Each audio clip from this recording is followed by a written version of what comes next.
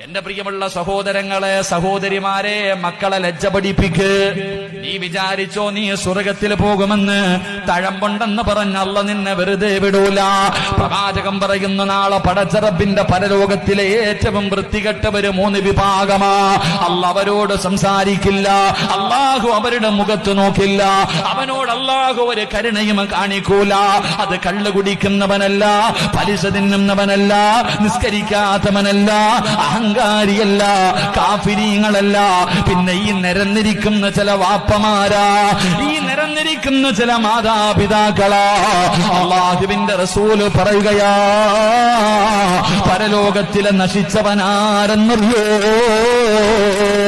തന്റെ ഭാര്യയും മക്കളും തെറ്റ് ചെയ്യുന്നത് കണ്ടിട്ട് അതിനെ നിസ്സാരമായി കാണുന്ന ഉപ്പാ, നിന്നെ അല്ലാഹു വെറുതെ വിടത്തില്ലെന്ന് നബി മുഹമ്മദ് മുസ്തഫ സല്ലല്ലാഹു അലൈഹി വസല്ലമ തങ്ങൾ പറയുകയാ.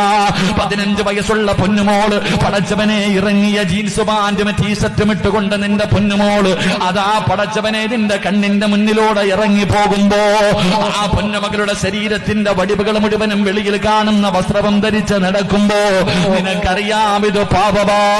അല്ലാഹുവേ, ഒരുപാട് പേരെ നരകത്തിലേക്ക് കൊണ്ടുപോകാൻ എന്റെ മകളൊരു കാരണമാകുമല്ലോ.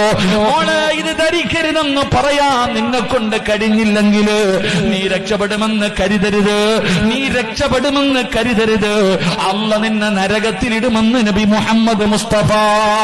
എന്റെ പ്രിയപ്പെട്ട പെങ്ങന്മാരോട് പറയുകയാ, ഫർദയും ധരിച്ച് ഹിജാബും ധരിച്ചുകൊണ്ട് നടക്കുന്ന ഉമ്മ, പൊന്നുമോളെ നോക്കാത്തതെന്ത്? നീയും ഒരു പെണ്ണല്ലേ, നീയും ഒരു പെണ്ണല്ലേ? നിന്റെ പൊന്നുമകളുടെ വസ്ത്രധാരണയെ കുറിച്ച് എന്തേ നീ ചിന്തിച്ചു നോക്കാത്തത്? എന്തിനാ നാട്ടുകാരെ പിഴപ്പിക്കുന്നത്? നാട്ടിലെ ചെറുപ്പക്കാരെ നരകത്തിൽ കൊണ്ടുപോകാൻ ഒരു കാരണമാകുന്നത് എന്തിനാ?